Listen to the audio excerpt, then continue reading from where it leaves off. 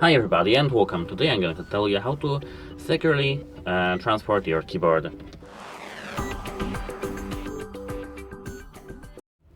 So, the answer for that is, at first you have to turn off your keyboard to which is moving this switch to the middle.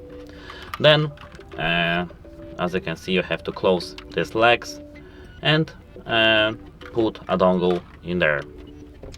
Let's put this dongle here. It's difficult to do this on camera. And we have to now close that.